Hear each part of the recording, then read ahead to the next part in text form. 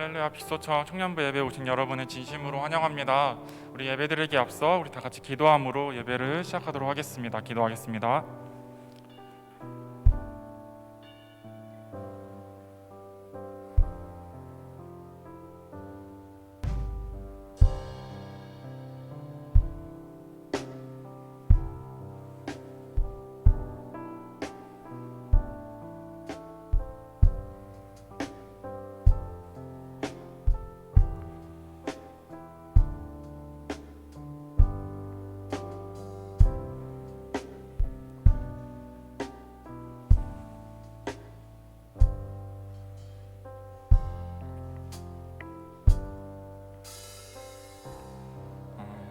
사랑과 은혜의 하나님, 주님 너무나도 감사합니다. 오늘도 이 자리를 허락하셔서 주님께 예배하게 하시니 너무나도 감사합니다. 하나님, 그 십자가의 그 놀라운 그 사랑과 그 은혜가 우리를 자유하게 하며 우리를 살아가게 합니다. 하나님, 다시금 그 은혜들을 기억하며 나아갑니다. 아버지, 오늘 이 시간들을 통하여서 더욱더 하나님 찬양하고 하나님께 나아갈 수 있도록 좀 도와주십시고, 깊이 있게 하나님의 사랑들을 묵상하며 나아갈 수 있도록 좀 도와주십시오. 감사합니다. 귀하신 예수님의 이름으로 기도드렸습니다. 아멘.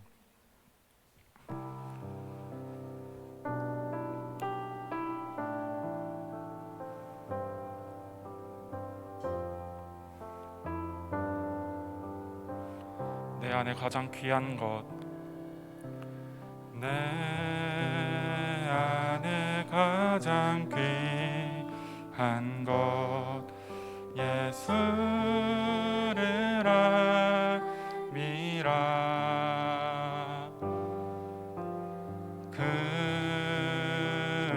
금보다 더 귀한 것, 예수를 알미라. 세상 지식보다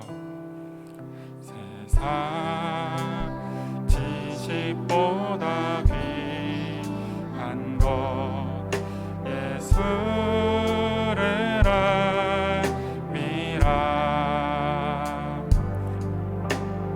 내 안에 가장 귀한 것, 예수를 알미라. 다시 한번 더 고백합시다. 내 안에 가장 귀한 것, 예수를 알미라.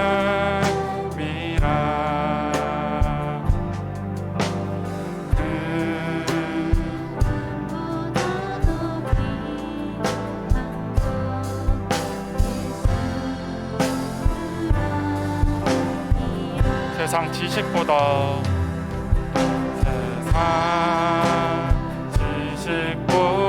귀한 것, 예수를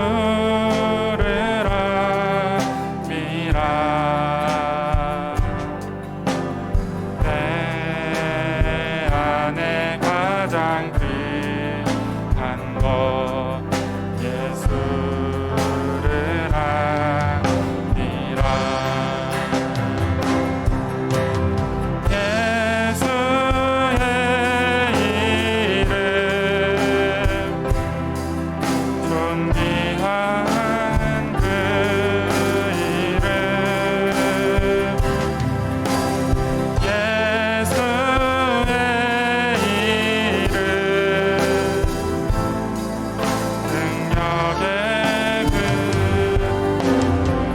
다시 한번 찬양합시다. 내 안에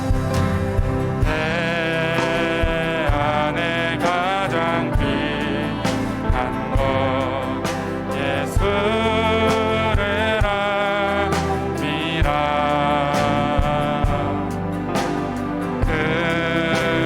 금보다 더 귀한 것, 예수를 알미라.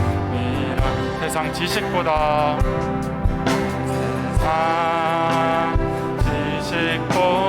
귀한 것, 예수를 알미라.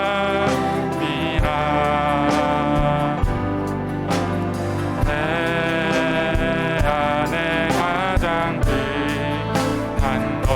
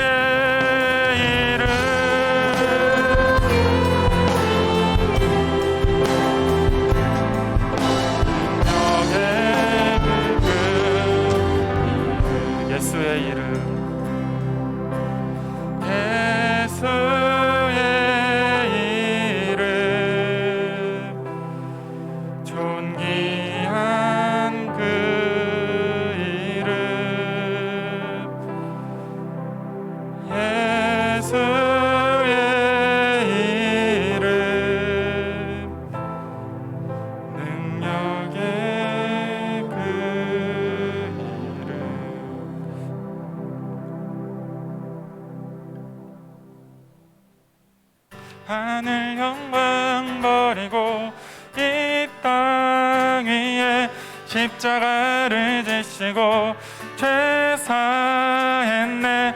무덤에서 일어나 하늘로 올리셨네. 주의 이름 높이. 우리 다 같이 하늘 영광, 하늘 영광 버리고 이 땅 위에 십자가를 지시고 죄사했네. 무덤에서 일어나 하늘로 올리셨네. 주의 이름 높이, 주의 이름 높이며, 주의 이름 높이며 주를 찬양하나이다. 나를 구하러 오신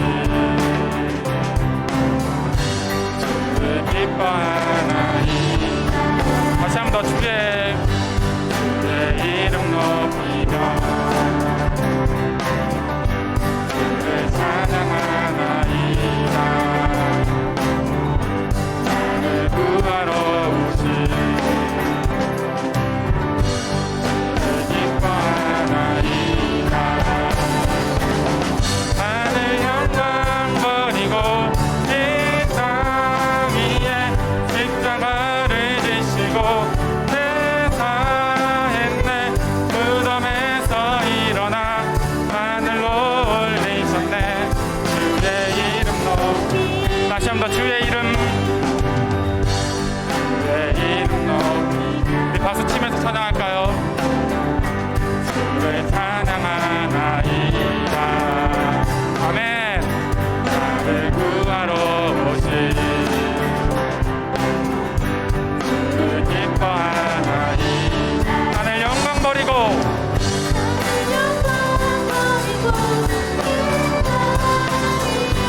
십자가를 지시고 죄사했네. 무덤에서 일어나 하늘로 올리셨네. 주의 이름 높이. 하늘 영광 버리고, 하늘 영광 버리고 이 땅 위에 십자가를 지시고 죄사했네. 무덤에서 일어나 하늘로 올리셨네. 주의 이름 높이리. 주의 이름 높이리. 주의 이름 높이리. 십자가에 죽으신 그 하나님의 영광의 박수를 올려드립시다. 할렐루야.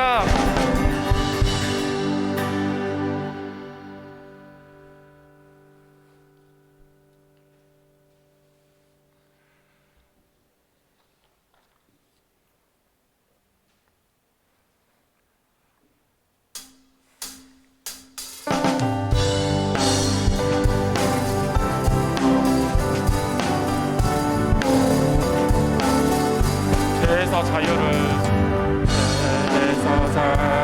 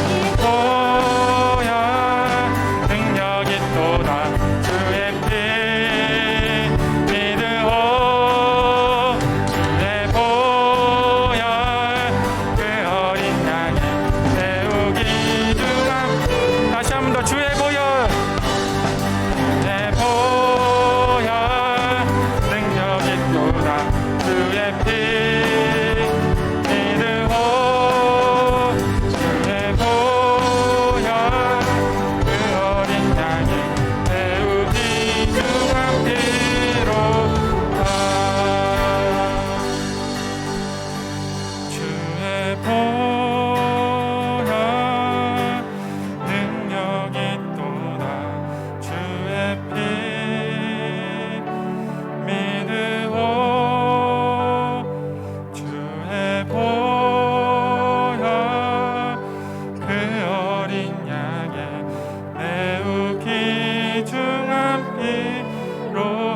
다시 한 번 더 고백합시다.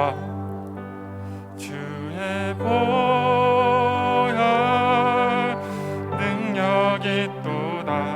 주의 피 믿으오 주의 보혈 그 어린 양의 매우 귀중한 피로다.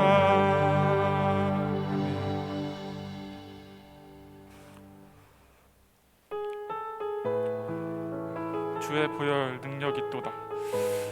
하나님의 그 보혈이, 예수의 그 보혈이 나를 살리게 하는 그 능력임을 확신하고 믿습니까? 우리 다시금 우리의 마음을 확인하며 우리 모두 다 같이 예수 피를 힘입어 찬양하도록 하겠습니다.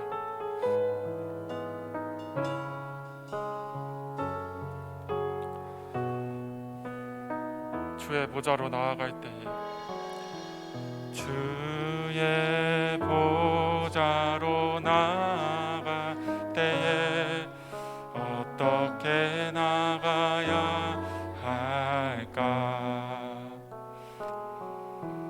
나를 구원한 주의 십자가 그것을 믿으며 가네. 주의 보좌로 주의 보좌로 나 여전히 부족하나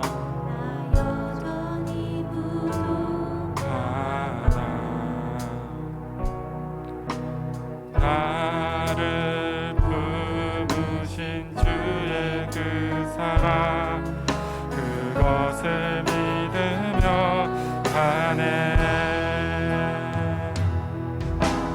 자격 없는 내 힘이 아니 오직 예수님의 보혈로. 아멘. 자격 없는 내 힘이 아니 오직 예수님의 보혈로.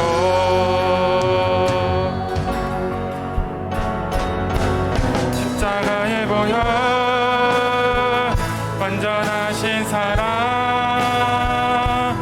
힘입어 나아갑니다. 십자가의 보혈 완전하신 사랑 힘입어 예배합니다. 다시 한 번 더 찬양합시다. 주의 보좌로 주의 보좌 나갈 때에 어떻게 나가야 할까?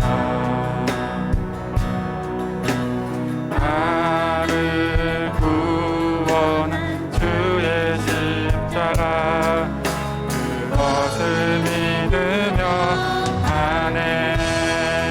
주의 보좌로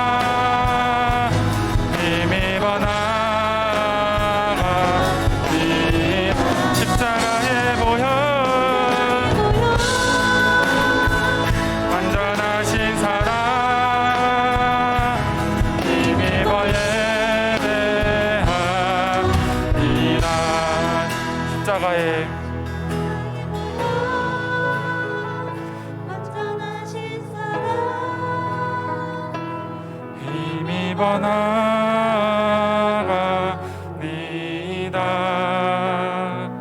십자가에 보여 완전하신 사랑 힘입어 예배합니다. 다시 한 번 더 십자가에 보여 완전하신 사랑 힘입어 나아갑니다.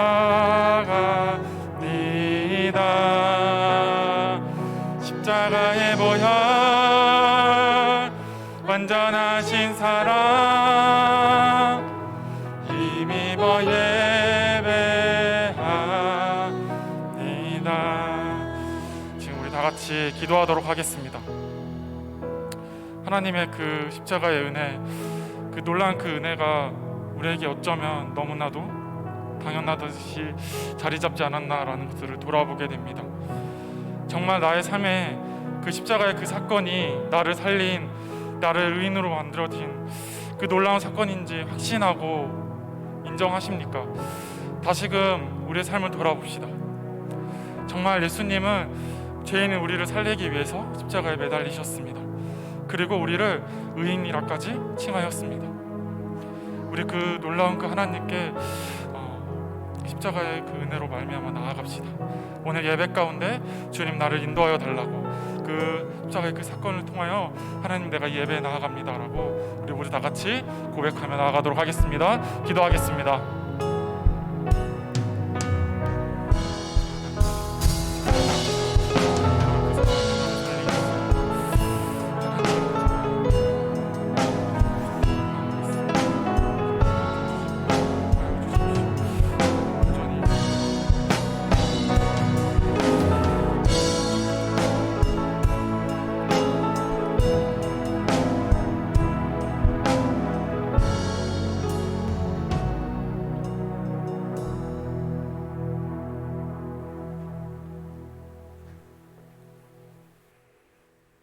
기도드리겠습니다. 감사하신 아버지 하나님, 오늘 거룩한 주일을 맞이하여 하나님 아버지께 나아오게 하신 은혜에 감사와 영광 올려드립니다.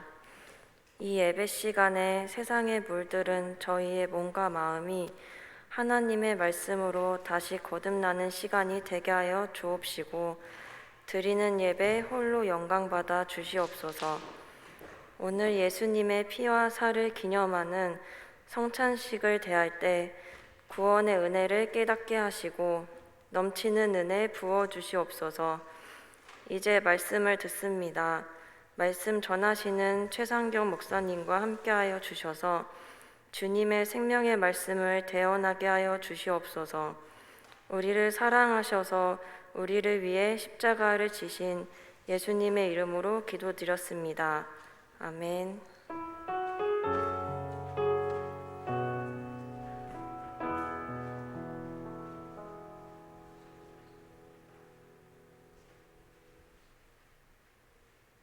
네, 광고 시간입니다. 청년부 예배는 매주 주일 오후 1시 30분부터입니다. 청년부 2021년도 주제 말씀과 표어입니다. 표어 러브 인사이드 사랑 안에 거하라. 주제 말씀 다 같이 한번 읽어보도록 하겠습니다. 시작. 하나님이 우리를 사랑하시는 사랑을 우리가 알고 믿었노니 하나님은 사랑이시라. 사랑 안에 거하는 자는 하나님 안에 거하고 하나님도 그의 안에 거하시느니라. 요한일서 4장 16절 말씀. 아멘. 청년부 SNS 공지입니다.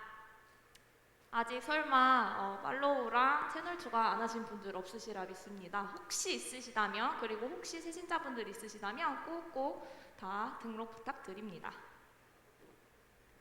헌금 안내입니다.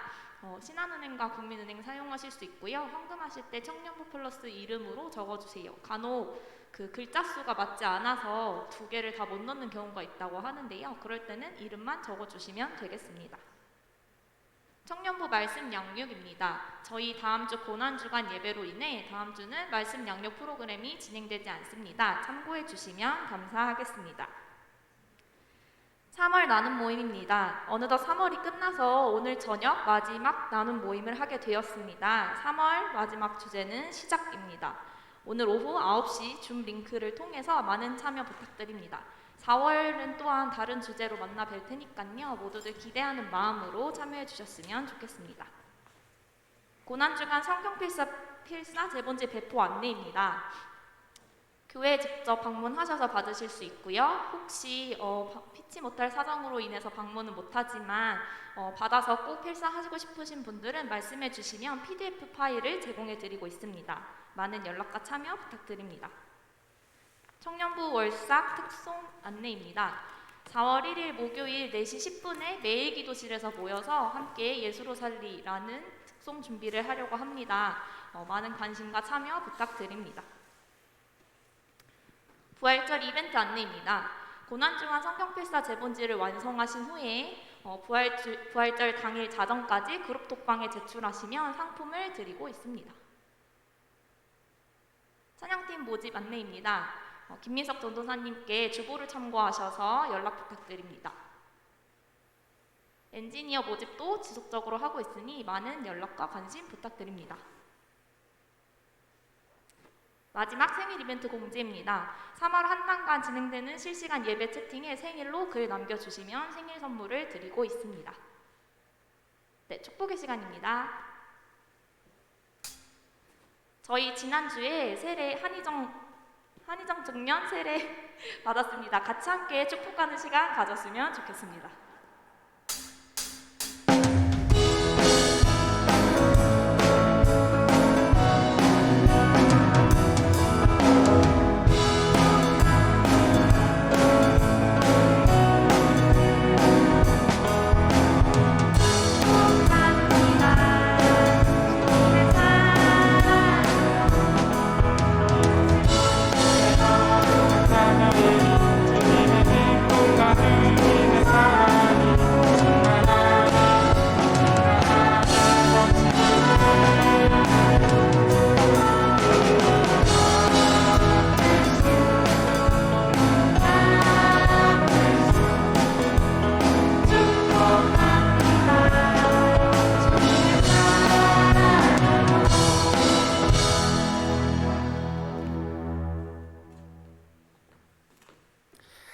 하나님께 봉헌하신 후에 담임 목사님 나오셔서 봉헌 기도 해주시겠습니다.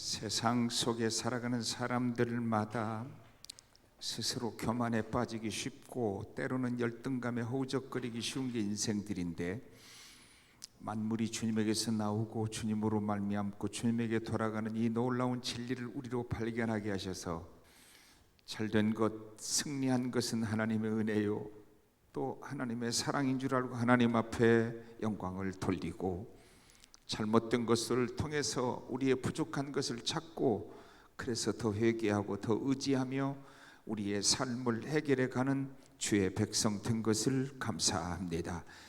꿈이 없는 종들에게 꿈을 주시고, 절망하는 종들에게 소망 주시고, 병든 몸도 고쳐주시고, 이 시대를 바라보면서 우리가 유혹도 느낄 수 있지만 또 그러기에 내가 이 땅에 존재할 이유와 목적이 거기 있는 것을 찾는 우리 청년들 꼭 되게 하여 주옵소서. 하나님께서 청년의 때에 너희들 하나 여호와를 기억하라고 하신 하나님은 가장 청년들을 사랑하시고 청년들을 통해서 이 땅에 하나님 나라를 이루기를 원하시는 줄로 믿습니다. 우리 빛과 소금교회 청년들에게 새 바람 일어나고 새 꿈과 새 소망이 일어나게 하시는 것을 감사합니다. 헌금 드렸습니다. 과부의 엽전 같은 헌금이 있는 줄 압니다. 그리고 종들의 미래의 길을 찾고 또 하나님 앞에서 간구하고 구하는 모든 소원들이 있을 것인데 들어 응답하여 주시옵소서. 예수님 이름으로 기도하옵나이다. 아멘.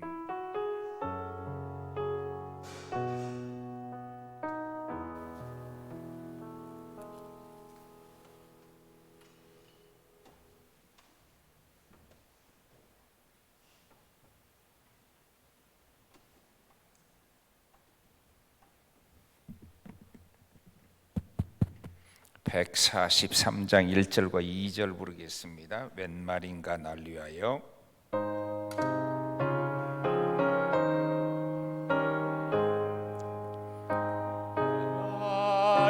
말인가 날 위하여 주 돌아가셨나.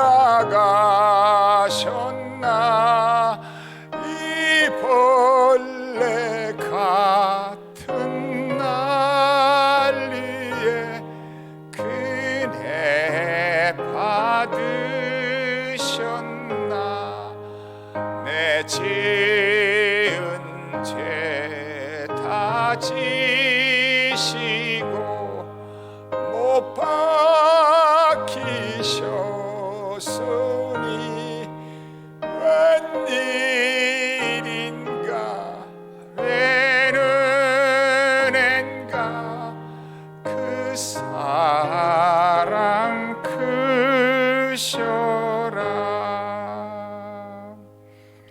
내가 너에게 전한 것은 주께 받은 것이니 곧 주 예수께서 잡히시던 밤에 떡을 가지사 축사하시고 떼어 가라사대 이것은 너희를 위하는 내 몸이니 이것을 향하여 나를 기념하라 하시고 식후에 또한 이와 같이 잔을 가지시고 가라사대 이 잔은 내 피로 세운 새 언약이니 이것을 향하여 마실 때마다 나를 기념하라 하셨으니 너희가 이 떡을 먹으며 이 잔을 마실 때마다 주의 죽으심을 오실 때까지 전하는 것이니라. 성찬의 가장 큰 의미는 첫째는 기념입니다. 적어도 예수가 나의 삶을 변화시켰고 또 예수로 말미암아 우리의 모든 삶의 의미와 가치와 또 모든 것을 찾았다고 할 때 죽었다가 살아난 나세로라면 그 후에 어떻게 살아야 할까요?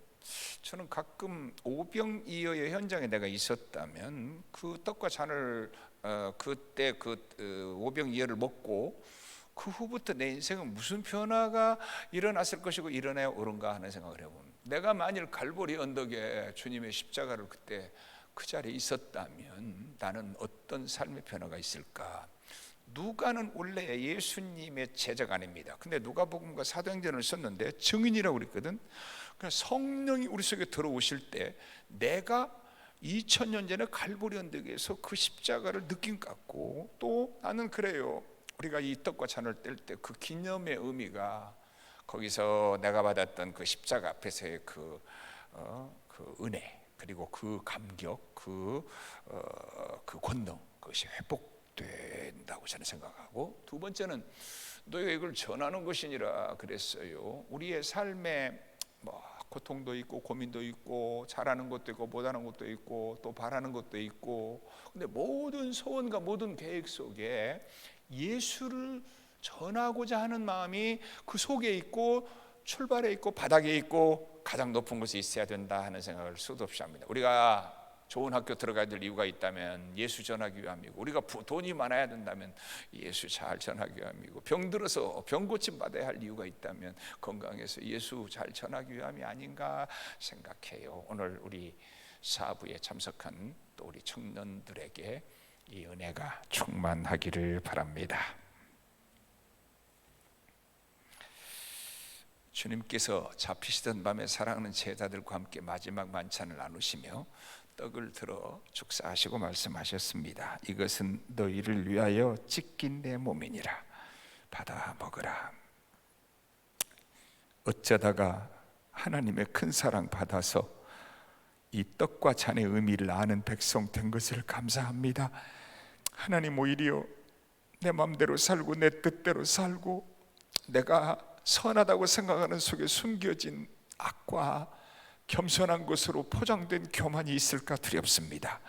오늘도 나를 위해 찢긴 주의 살을 먹으며 내 삶을 주께 드리고 거기서 꿈과 소망과 능력과 권능과 지혜와 겸손을 얻는 저희들 되게 하여 주시옵소서. 예수님 이름으로 기도하옵나이다. 아멘. 이 퀴치의 첫 번째 그 껍질을 벗기면 떡이 있습니다. 그걸 벗기시고 떡을 드시기 바랍니다. 그리고 두 번째를 벗기면 잔이 나와요. 그러니까 그때 잔을 드시도록 합니다.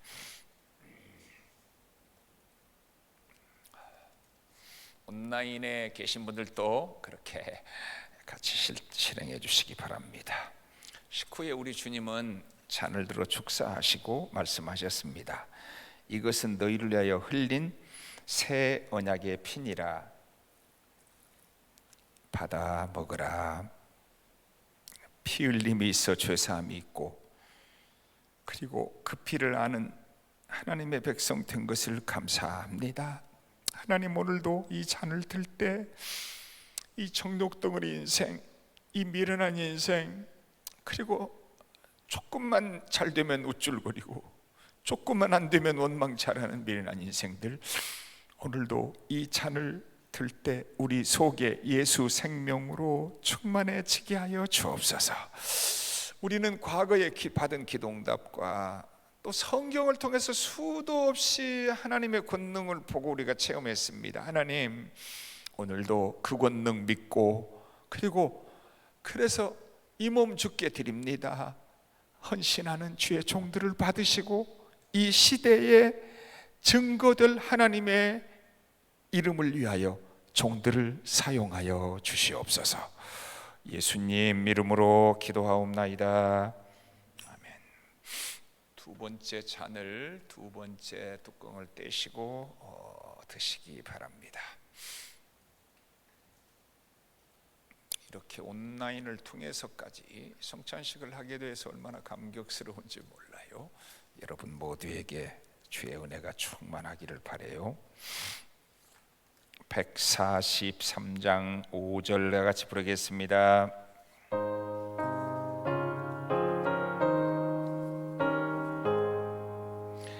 늘 울어도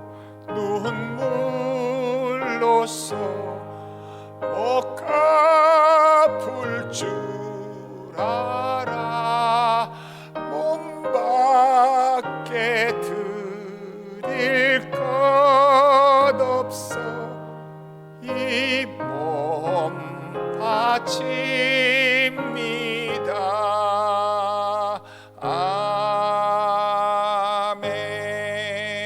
아멘. 드려진 것의 가치보다 드려진 자의 중심만 보시는 여호와 하나님 아버지, 어린아이가 바친 보리떡으로 가장 큰 이적을 이루셨던 분이 우리 주님이신 줄로 믿습니다. 하나님, 오늘도 주의 손에 붙들린 저 들에 있는 많은 나뭇가지 중에 하나가 모세의 지팡이 되고 하나님의 지팡이가 된 것을 압니다. 내 환경, 내가 처한 달란트 모두 다 보잘것없지만 이 몸 주께 드립니다. 저희들을 연락하여 주시옵소서. 우리 청년부에 새바람 일어나게 하시는 것을 감사합니다. 하나님, 2021년도에 이 어려운 코로나 전국이지만은 하나님, 모두가 다 복음의 권능과 능력으로 이것들을 이겨내고 내 삶이 주는 많은 고통이 있고, 거기다가 우리의 연약함과 우리의 나약함과 우리의 천하고 추함이 때때로 실패하지만 그래서 더 주님만 바라보고 더 주님만 의지하는 우리 청년들 꼭 되고, 새바람 새 역사 일어나는 우리 빛과 소금 교회 되게 하여 주옵소서. 예수님 이름으로 기도하옵나이다. 아멘.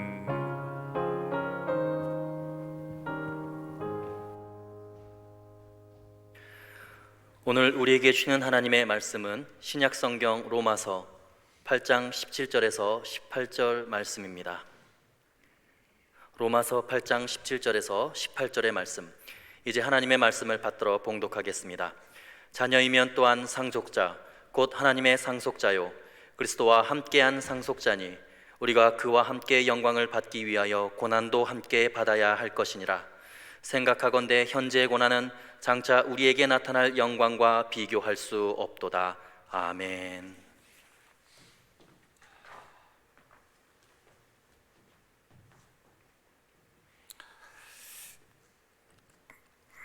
제가 사부 예배를 늘 일도하던 때에 동안교회 가서 오부 예배 설교를 하니까 리듬이 안 맞으니까 정신을 차리지 못하더라. 오부 때는 어려움을 겪었는데 또 3부만 드리고 여러분 4부를 인도 안 하다가 오늘 4부를 인도하니까 또 기대감도 있고 또 그런 생각이 들었습니다. 여러분들을 진심으로 사랑합니다.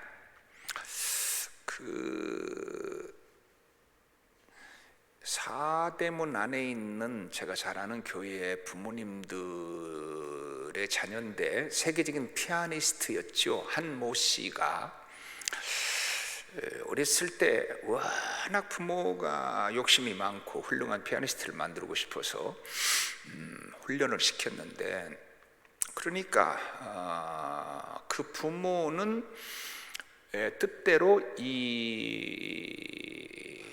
다 아시는 분이니까 한동일 씨가 그 피아노로 세계적인 피아니스트가 됐으니까 그는 피아노로 영광을 얻은 사람이에요. 근데 그에게 그 당시에 피아노는 지겨운 것이고 힘든 것이고 정말. 근데 일본 순사가 피아노를 한번 가져갔다는 거예요. 그래서 부모는 고통이요 아픔이요 눈물인데 이 한동일 씨는 춤을 췄다는 거예요. 피아노가 없었으니까 피아노, 그 지겨운 피아노 안 쳐도 되니까. 이분이 세계적인 피아니스트가 된 그 큰 영광은 그 피나는 고난의 훈련과 연습에 생긴 거지요. 만일 그 고난이 없었다면 그에게는 어떤 영광도 없는 거죠. 그죠? 우리 인생에서 고난이 있어야 영광이 있고 또 영광이 있다는 말은 고난이 있다는 말이 돼요. 오늘 2021년 고난주간에 우리 고난과 영광에 대해서 같이 좀 생각해 보려고 합니다. 인간은 첫째 무조건 고난을 싫어합니다. 누구나 자기 자신에게 고난이 찾아오면 무조건 그것이 큰 것이냐 적은 것이 상관이 없어. 우선 죽고 사는 문제가 아니야. 아주 작은 고난이 와도 이 심리적인 것에 불과한 고난이 와도 거의 다 싫어합니다. 꼭 먹어야 할 중요한 약인데도 먹지 않으려고 하는 어린아이와 같은 것이지요. 고난은 어릴수록 무조건 더 싫어하는데 그렇다고 해서 산전수전 다 겪은 노인은 그것도 많은 고난의 유익을 얻은 사람에도 불구하고 그래도 싫어한다고 하는 겁니다. 갈렙의 인생을 제가 좋아하는 것은 80 나이에 제일 험한 산지 헤브론을 공략하려고 자처해요. 갈렙 선생님, 아무래도 갈렙 선생님이 저 헤브론을 좀 공략해 주시오. 이놈들아, 내가 지금까지 광야에서 여기까지 오는 동안에 얼마나 고생을 했는데 이 늙은 나보고 그 산지를 가라고 그러나 너희들이 가야지. 이게 일반적인 생각이에요. 근데 아직도 내 힘이 옛날하고 똑같다. 내가 80이라도 헤브론을 공략하겠다. 나를 보내달라. 이게 갈렙이었어요. 웬만한 사람일수록 거의가 다 젊어서 고생도 지긋지긋한데 늙어서까지 고생을 하란 말이냐 이렇게 말을 합니다. 우리가 초신자는 더 말할 필요도 없어요. 예수 믿고 복 받으려고 온 초신자들은 복 받으려고 하는데 고난 얘기하면 다 예수 안 믿겠다고 할지도 몰라요. 그러니까 그들은 더 탓할 수 없지만 믿음의 연조가 있다는 사람도 고난 앞에서 핑계대고 원망하는 것은 마찬가지라는 겁니다. 그런데 과거에 큰 고난도 잘 이겨냈고 그 고난을 통해서 얻은 육적 영적 유익이 크고 또 복도 많이 받았음에도 불구하고 또다시 고난이 찾아오면 옛날에도 고난을 통해 내가 큰 유익을 얻었지 이번 고난도 그럴 거야 이렇게 말하기가 쉽지 않다는 겁니다. 젊어서 고생은 돈을 주고 사산다는 말이 있어요. 일리 있는 말이에요. 근데 노년에 고생을 하지 말라는 법도 없어요. 근데 노년에 그 삶의 베이직 리퀘어먼트가 해결이 안 되는 노인들은 늘 주눅 들어 있어요. 제가 보면 그래서 눈치 보고요. 또 노년에 어떤 큰 충격적 사건을 접하면 일찍 꺾여서 돌아가시는 걸 제가 많이 봤어요. 왜냐하면 젊은이는 그 절망감을 이겨낼 내일이 있는데 노인에게는 없거든. 그러니까 그야말로 절망한다 하기 때문인 것으로 보여요. 그러나 인간으로 고난을 싫어하고 고난 없기를 만일 바라는 것이 옳다면 그가 갈 곳은 딱 한 군데, 공동묘지밖에 없을 것입니다. 결국 고난을 싫어하는 사람은 저 광야에 이스라엘 백성들처럼 불평과 원망에 빠지기 쉽다는 겁니다. 고난이 무엇이기에 그렇게 과거에 받은 큰 은혜조차 다 무의로 돌려버리고 우리를 원망과 불평에 빠지게 하느냐는 겁니다. 오늘 이것을 증명하기 위해서 두 가지를 제가 먼저 설명해 봅니다. 첫째는 홍해 바다를 막 건넌 후에 광야길의 백성들입니다. 430년의 종살이는 36년의 일본의 종살이도 아직도 우리가 일본의 흔적을, 잔재를 지우기 어려워요. 이미 그들에게 동화되어 버린 그들이 430년 만에 나왔고, 더욱이나 홍해바다를 건넌 사건은 제가 아카바만에 2번 가보고도 진짜 이 자리가 홍해바다 건넌 자리라고 한다면 상상을 초월합니다. 왜냐하면 이 아카바만은요, 이 해변이 이렇게 되잖아요, 대부분. 근데 거기 절벽입니다. 그러니까 이 스쿠버 다이브들이 거기 가서 그 스쿠버 다이브를 하고 연습을 하고 하는데, 뭐 얼마나 깊은지 모르는 이 바다를 쫙 갈라서 건너겠다. 뭐 엄청난 일이죠. 그때 백성들이 출애굽기 14장 31절에 이스라엘이 여호와께서 애굽 사람들에게 행하신 그 큰 능력을 보았으므로 백성이 여호와를 경외하며 여호와와 그 종 모세를 믿었더라. 여기 경외하고 믿었다고 말했고, 경외하고 믿을 수밖에 없었고, 그래도 못 믿겠다고 소리치는 사람이 있으면 돌에 맞아 죽었사고 돌에 맞아 죽었을 것입니다. 그런데 15장 한 장 건너서 마라라는 곳에 쓴물을 만났을 때 이상하게 첫 번째부터 그들은 원망을 해요. 백성이 모세에게 원망하여 이르되 우리가 무엇을 마실까 하며 그랬어요.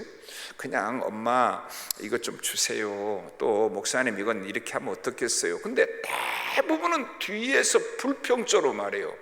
엄마 주세요. 그리고 또 아빠, 엄마, 아빠, 이렇게 어린아이들이 체질을 그래요. 뭐 어린아이는 별로 탓하지 않아요. 그런데 이것이 인간의 체질인지 몰라요.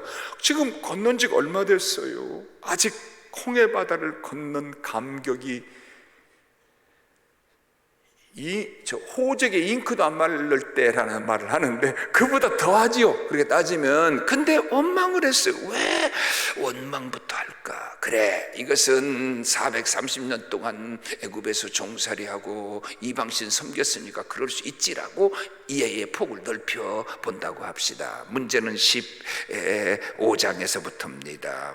16장입니다. 16장은 정확하게 2달 15일만이라고 명시를 했는데 이 불평과 원망이 절정에 이르러요.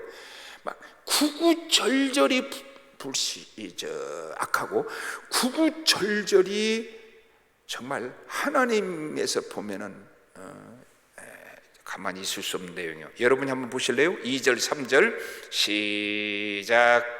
이스라엘 자손 온 회중이 그 광야에서 모세와 아론을 원망하여 이스라엘 자손이 그들에게 이르되 우리가 애굽 땅에서 고기가마 곁에 앉아 있던 때와 떡을 배불리 먹던 때에 여호와의 손에 죽었더라면 좋았을 것을 너희가 이 광야로 우리를 인도해내어 이 온 회중이 줄여 죽게 하는도다. 제가 볼 때는 이때부터 이스라엘 백성들이 원망의 늪에 빠집니다. 과거 애굽의 살에서 그들이 어떻게 집도 주지 않고 벽돌을 구해야 되고 내 새끼 나서 강물에 띄워야 했던 그 과거를 잊었어요. 그보다 아직 채 식지도 않은 10번의 재앙을 내리고 애굽을 징계하시고 마지막에 홍해 바다를 육지처럼 건너게 하신 그 사건에 대한 건망증 환자처럼, 더 놀라운 것은 그곳이 불평하는 그 자리 하늘에 구름 기둥이 더 있었을 거거든. 하나님 덮어주신 구름 기둥을 못 보는 장님처럼 원망했다는 겁니다. 저들은 무슨 일이 생기면 원망을 해요. 저들의 마음에는 원망이 가득 차 있었고 저들의 혀에는 원망하기 위해서 혀가 만들어졌나 봐. 여기를 찔러도 원망, 저기를 찔러도 원망. 원망의 40년, 원망으로 망한 40년이 되고 말았어요. 여호사와 갈렙 두 사람을 빼고 장정만 60만 명, 200여만 명이 광야에서 다 죽었다는 말인데, 그 죽은 원인이 뭔가 하면 원망 때문이라는 거예요. 민수기 14장 29절과 30절에서 너희 시체가 이 광야에서 엎드려질 것이라. 너희 중에 20세 이상으로 계수된 자, 곧 나를 원망하는 자 전부가 여분네 아들 갈렙과 눈의 아들 여호수아에는 내가 맹세하여 너에게 살리란 땅에 결단코 들어가지 못하리라 그랬거든요. 그러니까 줄기차게 원망하다가 원망 때문에 언약의 땅, 가고 싶은 땅, 얼마나 그들이 빨리 가고 싶어 했습니까? 솔직히 말해서 가나안 땅을. 근데 하나님이 빙글빙글 돌리셨거든. 그것이 그들에게 더 원망의 조건이 되지 않았어요? 12사람의 정탐꾼이 방문했을 때는 요단강을 건너기 직전이 아닙니다. 초기입니다. 만일 배를 타고 가면 일주일 안 걸립니다. 근데 그 광야를 40년 동안 돌렸으니 지겹지 않겠어요? 그런데 여호사와 갈렙만 들어갔다니 이것을 여러분이 이해되시나요? 원망 정도 했다고 다 광야에서 죽게 하나요? 하루에 136명, 136.9863013699명이 죽었어. 그러니까 하루에 150명씩 장례를 치러야 되는 거예요. 왜? 원망하다가 죽었어요. 지진으로 땅이 갈라져 죽었어요. 원망하다 가나안 땅에 들어가지 못했다는 게 여러분 이해가 되시나요? 두 번째, 아이성 앞에서 이스라엘 백성인데, 제가 이번에 성경을 읽다가 진짜 마음이 왜 이래 할까 하는 생각이 들었어요. 왜냐하면 잘 봐요. 그 여리고성이 종이장처럼 무너지지 않았어요? 그래서 들어가서 이제 사기 하늘을 찔렀어. 하나님이 하시는 은혜로 사기가 찔렀어. 근데 아이성 앞에서 패배했는데, 패배한 원인은 왜 그래요? 가인이 돈을 도둑질해서 그랬잖아요. 근데 그들은 몰랐어. 근데 그때 아이성의 실패를 하고 말을 할 때 여호수아 7장 7절에 이르되 슬프도소이다 주 여호와여 어찌하여 이 백성을 인도하여 요단을 건너게 하시고 우리를 아모리 사람의 손을 넘겨 멸망시키려 하셨나이까. 이 말이 더 기가 막혀. 우리가 요단 저쪽을 만족하게 거주하였다면 좋았을 뻔하다. 광야에서는 뭐라고 그랬어? 우리가 애굽 땅에서 차라리 죽어버리는 게 낫겠단 말이야. 괜히 나왔단 말이야. 근데 이제는 뭐라고 그래요? 요단 저편에서 차라리 그랬으면 좋을 것이다. 조금 그 출애굽기 16장의 원망보다는 조금 질이 조금 다르긴 합니다. 제가 볼 때. 그렇지만 본질적으로 차이가 없다는 점이에요. 첫째는 자기 아버지, 할아버지 다 죽었는데 왜 죽었어요? 원망하다 죽였어. 그들은 봤잖아 다. 그냥 죽을 때는 원망으로 죽었는데 지금 생각에는 자연사한 것으로 생각했을까요? 원망해서 죽은 부모님들 보고도 못 깨닫나요? 내 앞에서 아나니아와 삽비라가 저주받아 죽는 모습을 보면 그 후에 내 인생은 뭐가 바뀌어야 되겠어요?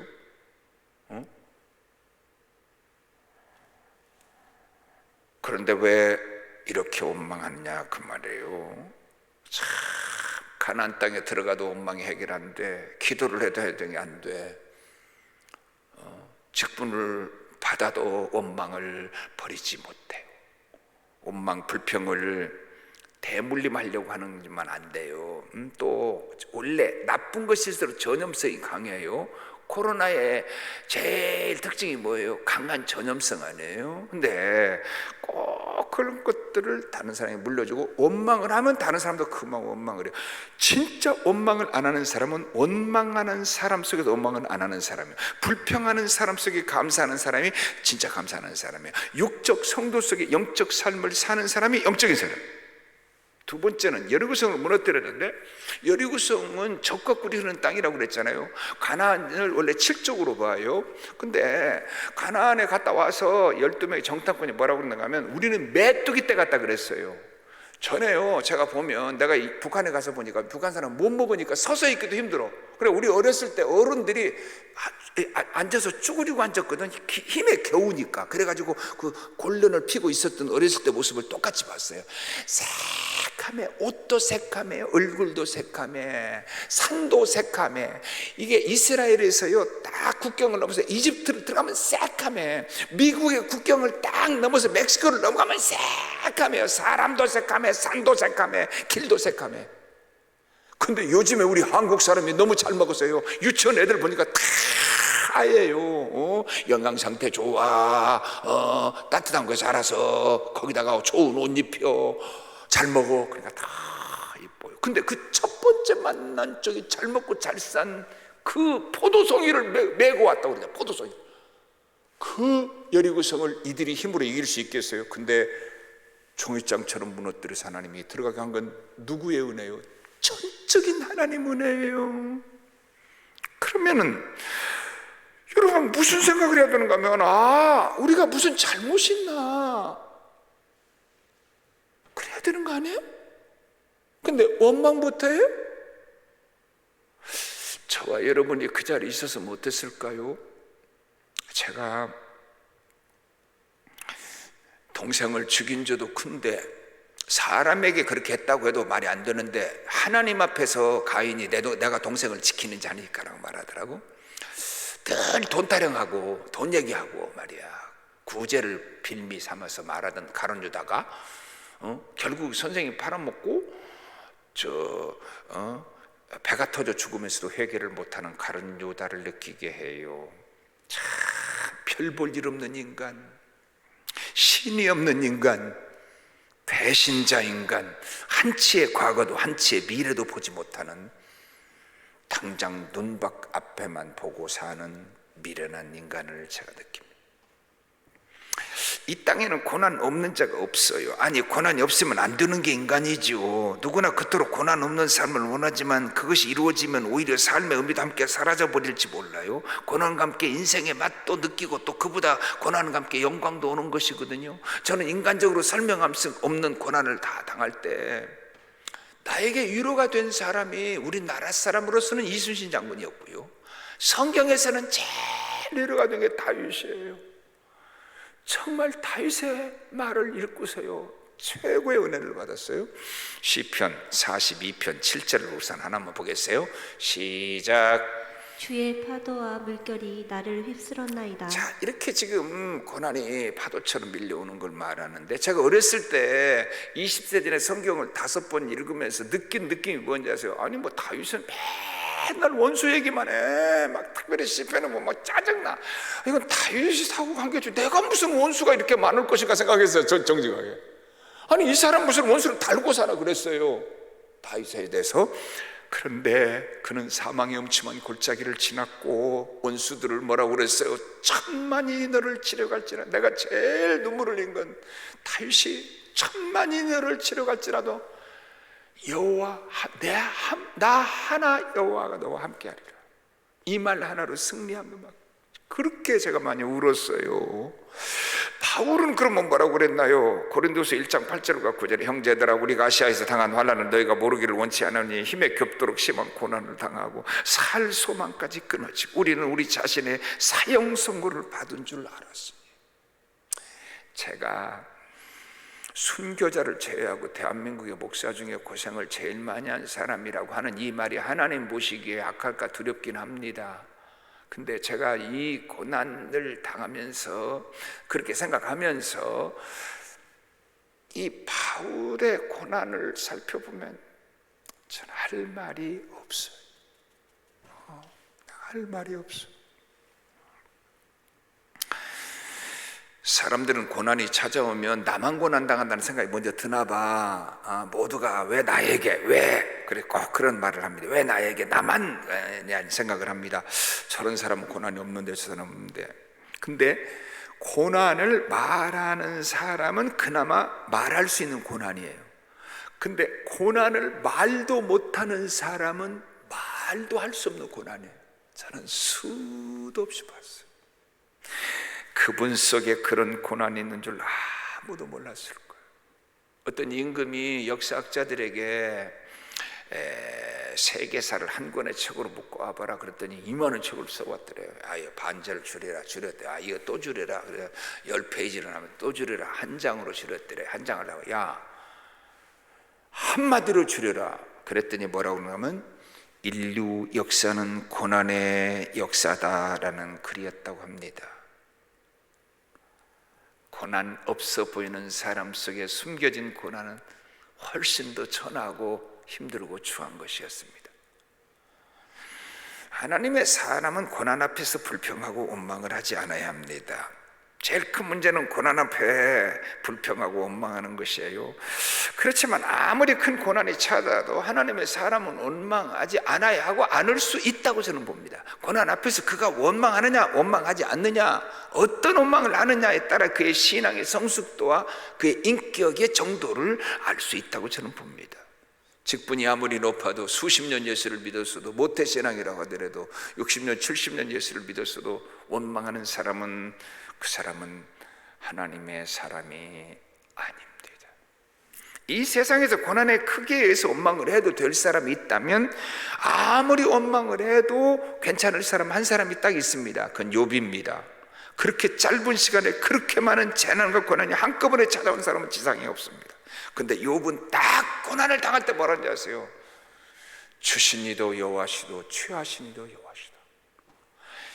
더 기가 막힌 말은 욥기 1장 22절인데 여러분이 한번 보실래요? 시작. 이 모든 일에 욥이 범죄하지 아니하고 하나님을 향하여 원망하지 아니하니라. 지금 여기에 왜 하필이면 욥이 순결함과 욥의 깨끗함과 욥의 믿음을 말하면서 욥이 원망하지 않았다는 말을 왜 했을까요? 적어도 욥 정도의 고난을 당하면 원망할 수밖에 없어서 이 말이 나왔을까요? 모든 인간들은 다 원망 속에 살고 고난 앞에 원망을 하지만 이렇게 큰 고난을 당했는데도 욥은 원망하지 않았다는 말인가요? 그런 느낌 들지 않으세요? 나는 그 느낌이 들더라고요. 내가 작은 고난 원망하다가 욥 생각하니까 할 말이 없더라고. 바울 생각하니까 할 말이 없더라고요. 다윗 생각하니까 저는 할 말이 없더라고요. 욥이 원망하지 않았다면 우리는 원망할 수 없겠지요. 원망하는 사람은 성령의 사람이 아닙니다. 성령 받기 전에는 대부분 다 원망으로 살았어요. 저도 그랬어요. 내 태생이 원망스럽고 셋째 아들로 태어난 것도 원망스럽고 환경도 원망스럽고 다 원망스러워. 먹을 것이 풍성하지 못한 식탁도 원망스럽고, 그러니까 늘 수시로 근본적으로 원망이 있었던 것 같아요. 근데 성령을 딱 받고 나니까 저는 별로 후회를 잘 안 합니다. 반성을 해도 후회를 잘 안 합니다. 후회해봐도 아무 필요 없습니다. 후회 잘 안 합니다. 최선을 다하는 편입니다. 그냥. 근데 원망도 안 합니다. 저는. 요셉이 원망할 거리 있었잖아요. 충분히 원망해도 될 만하잖아요. 근데 안 했잖아요. 원망하는 사람은 가나안 땅에 들어갈 수 없다는 사실을 기억하세요. 이것이 이해가 되느냐? 아이고 목사님, 그거 좀 원망 좀 했다고 말이야. 우리가 성경에서 어린 아이들을 보고 엘리사를 대머리라고 눌렀다가 고음에게 다 죽는 걸 보고, 아니 어린 아이들이 그럴 수 있지. 그렇잖아요? 그런데 아니 이스라엘 백성들을 그 원망 좀 했다고 이렇게 광야에서 다 죽게 하느냐, 원망 좀 했다고 땅을 갈라 죽이고 애굽 땅에서 끌어내 광야에 다 죽게 했느냐, 이런 하나님의 우선 이해가 되십니까? 말시온이라고는 초대교회의 그 이단으로 나중에 됐지만은, 물론 이단이라고 해서 뭐 그냥 처음부터 이단이 아니에요 원래가. 근데 구약의 여호와는 애굽에서 이스라엘 백성을 200만 명을 끄집어내서 광야에 죽게 했다. 악한 신이다. 이 변찬이라는 사람이 통일교 출신의 이단이지만 그의 책에도 말시온이 주장한 것과 똑같은 주장을 했더라고요. 그렇게 보는 데는 타당성이 전혀 없나요? 성경에서는 이해가 되는 일이지만 이미 답을 보았으니까, 그러나 현세에서는 이해가 안 되는 일인가요? 바리새인들은 성경에서 저주하시는 예수님이 이해가 돼. 왜? 이미 답이 나왔으니까. 그러나 내가 그 시대 살면 웬만한 사람이 바리새인들이 세리와 창기보다 악하다고 하는 예수님의 자세를 이해 못할 확률이 아주 많습니다. 그러면 과거의 바리새인과 눈만 뜨면 입만 뜨면 바리새인과 사두개인을 저주하신 예수님은 이미 답이 나왔으니까 이해가 되지만, 오늘 이 시대의 바리새인과 이 시대의 제사장과 이 시대의 한국 교회를 망가뜨리고 있는 그들은 다 이해하고 그냥 넘어갈 만한 일인가요? 이 세상에 어디에도 의무와 권리가 얽혀있지 않은 곳은 없는 것이 인생 같아요. 어디나 상대적 가치가 함께 공존해요. 그래서 의무를 말하면 권리를 말하고, 또 그래서 의무를 흐리게 하고, 권리를 말하면 의무를 말해서 초를 칠 수 있어요. 부모가 자식에게 혼을 내고 잘못해서 혼내면, 그러면 나를 왜 이렇게 가르쳤냐고 그러더라고. 제가 주로 이제 주도를 하다가 일을 맡겼더니 그르쳤어요. 부정직하게. 그러고 나한테 책임을 돌리더라고. 무슨 차이죠? 나쁜 자식들의 자세지만 나중에는 대부분 농담식으로라도 이런 말을 하는 자녀들이 있어요. 많아. 그럼 왜 나를 낳았어요, 엄마? 그러면 모든 책임이 누구에게 있어요? 하나님에게 있어요. 모든 원망은 다 당하게 될 것이고 모든 책임은 하나님이 져야 돼요. 왜 가나안 에덴 동산의 선악과를 만들어서 우리를 타락시켰냐 그 말이거든. 하나님 떠난 인간의 특징이 원망입니다. 세상 중심으로 살아가는 사람들의 특징이 원망입니다. 자존심 중심의 인생을 살아가는 사람들의 특징은 원망입니다. 근시안적인 인생을 살아가는 사람들의 특징은 원망입니다. 그들은 누구나 원망하고 무엇이나 원망합니다. 결혼하고 부부를 원망하고, 자랄 때 부모를 원망하고, 부모 되어 자식 원망하고, 친구도 원망의 대상이 되고, 스승도 원망의 대상이 되고, 혓바닥으로 핥아주어도 부족함이 없는 모세를 때마다 심하다 원망하다가 그들이 광야에서 다 죽었어요. 여러분의 지도자가 여호수아 같은 목사가 오고, 엘리야 같은 목사가 오고, 엘리사 같은 목사가 오면 잘 섬길까요? 다윗 같은 목사가 오면 어떡할까요? 제가 지난번에 성경을 읽다가 다윗이 우리아의 사건이라는 하나님을 온전히 섬겼다는 말 앞에서 충격을 받았어요. 어떻게 보면요, 다윗 같은 목사가 우리아의 사건이 있었으면 그걸로 그 다윗 쫓아낼 수 있어요. 100번 쫓아내야 맞아. 근데 하나님이 보시는 다윗은 그것 이외에 여호와 하나님을 온전히 섬겼대. 그것은 모세도 마찬가지야. 그러면 여러분들이 내 맘에 안 드는 모세, 내 맘에 안 드는 다윗이 구스 여자를 취한 모세와 살인죄와 간음죄를 동시에 저버린 다윗을 보고도 이분은 하나님 사랑하는 사람이라고 내 목 치려고 하는, 사울을 기름 부었다는 이유로 목을 치지 않으려고 하는 다윗 같은 자세를 가질 수 있으시겠어요? 나하고 원수지간이 됐다면.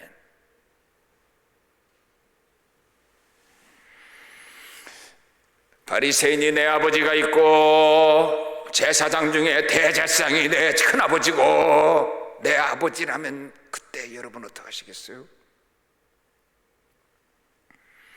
육적 성도는 원망할 자격이 없고 원망할 거리가 되지 않아도 원망을 하더라고. 성령의 사람은 원망할 거리가 있고 원망의 대상이 있어도 원망하지 않아요. 요셉은 형들 원망해도 괜찮아. 인간적으로 뭘 원망 안 해야 되겠어요? 해도 충분히 괜찮아. 근데 안 하거든.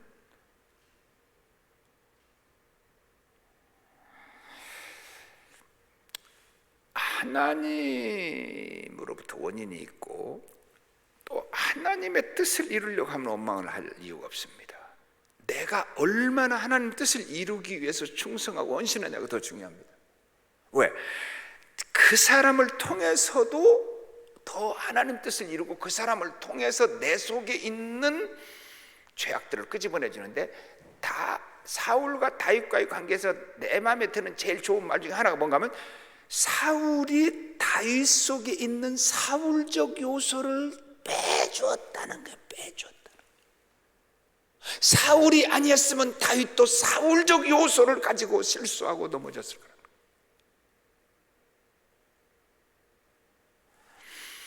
고난은 영광이고 영광이 고난이라는 사실을 기억하세요.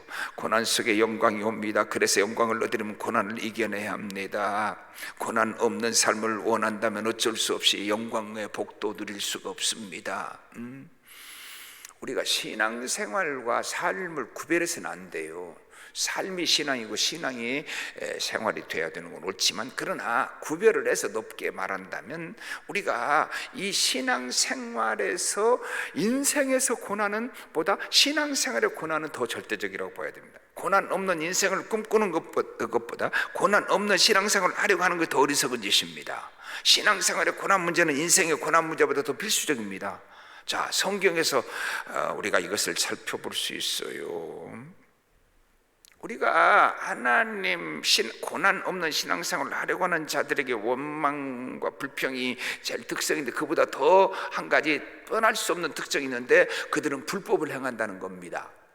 무슨 말인가 하면, 죽도록 공부해서 높은 점수를 맞고 우등생이 돼야 그가 진정한 우등생이에요.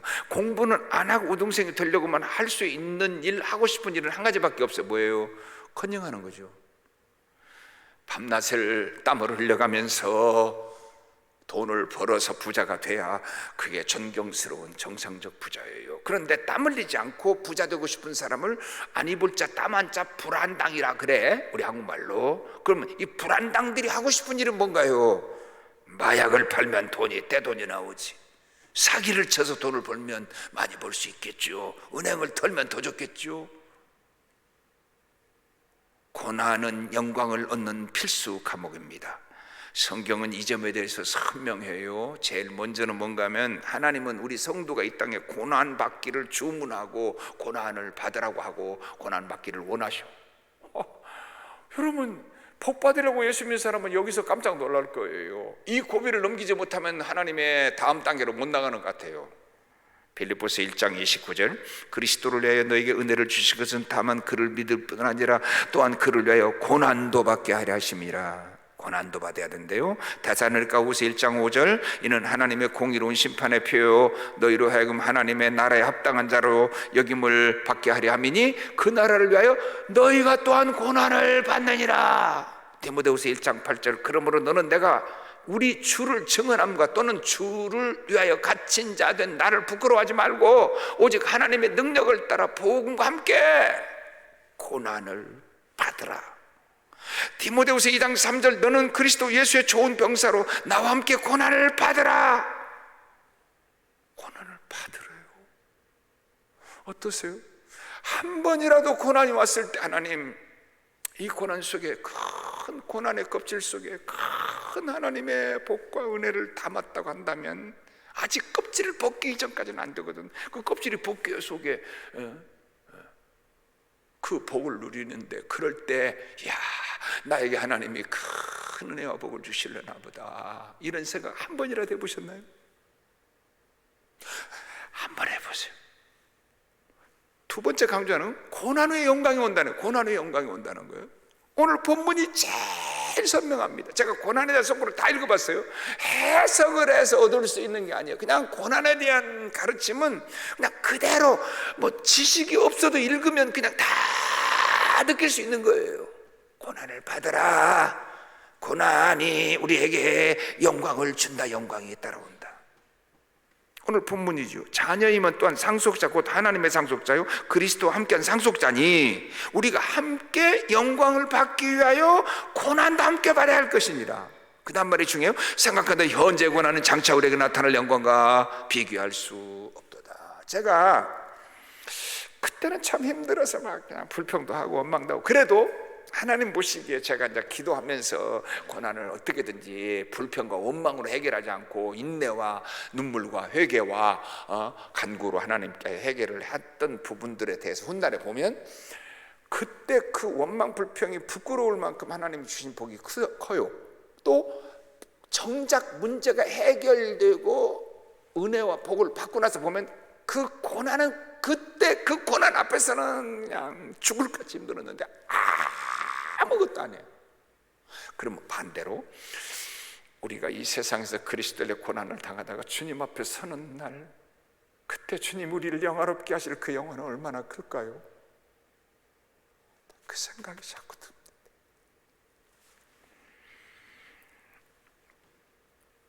고린도후서 1장 5절이죠. 그리스도의 고난이 우리에게 넘친 것 같이 우리가 받는 위로도 그리스도로 말미암아 넘치는도다. 베드로전서 4장 13절 하나는 여러분이 다시 한번 보겠습니다. 시작.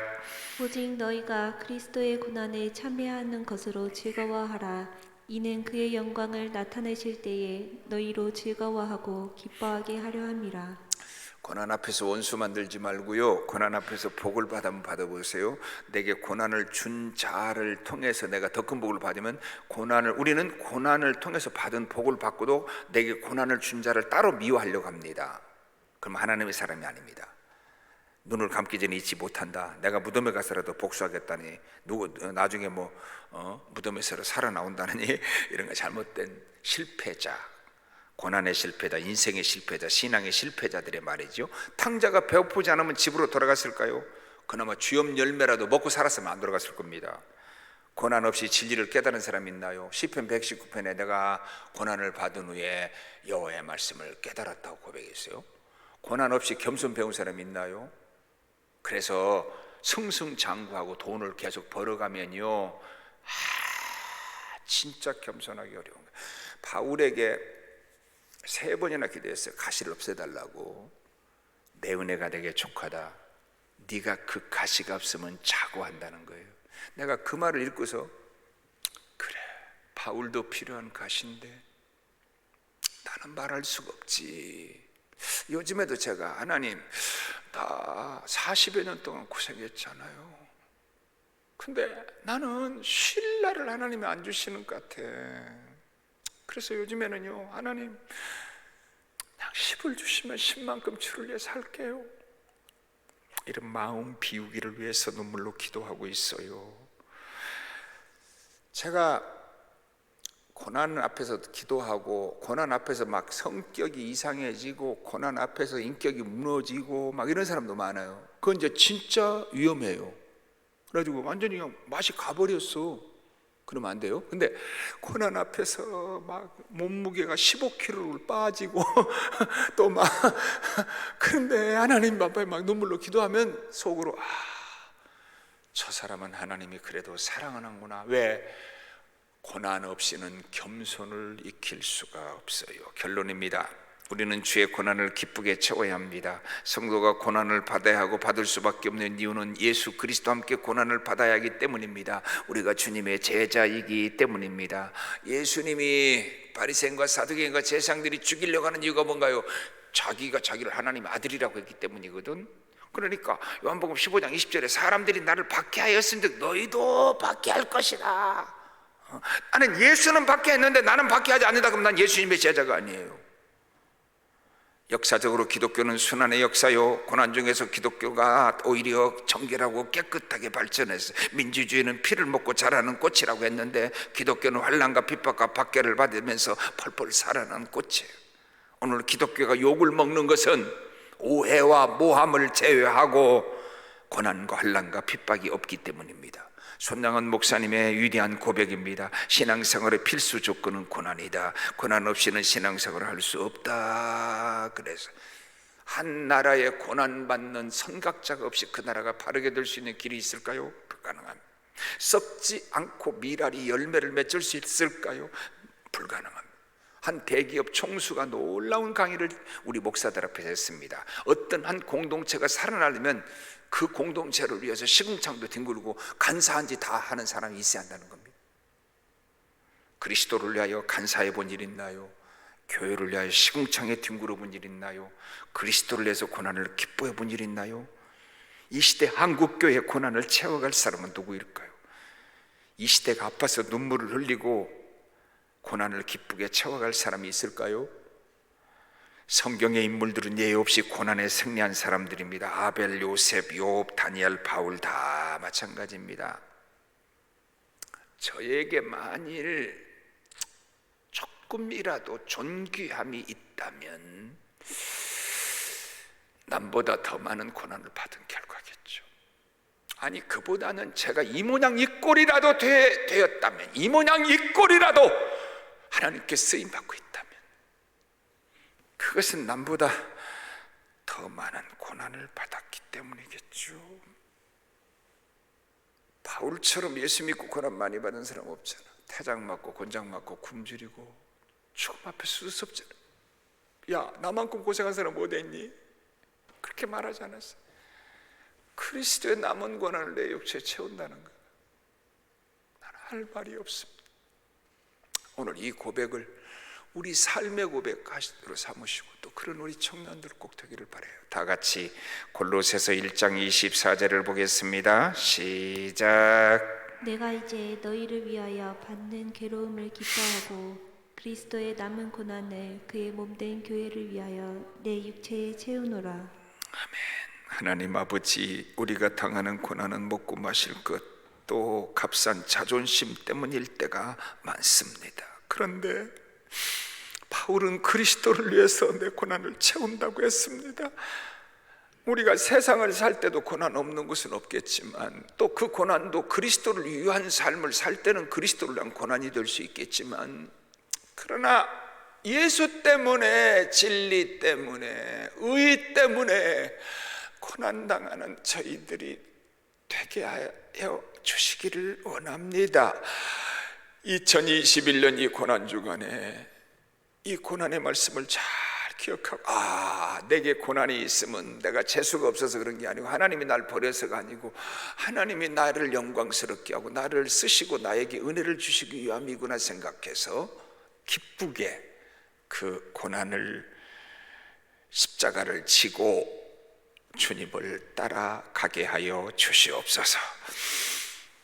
고난의 십자가 지시고 갈보리 언덕에 피 흘려 죽으신 우리 주 예수 그리스도의 은혜와 이 땅에 그리스도의 십자가 고난 짊어지고 가는 자들을 돌보시고 영광스럽게 하시는 하나님 아버지의 그 크신 사랑과 고난을 이겨낼 힘과 능력과 지혜를 주시는 성령님의 교통 감화 충만하심이 하나님 우리에게도 바울 같은 기도 있게 하여 주옵소서.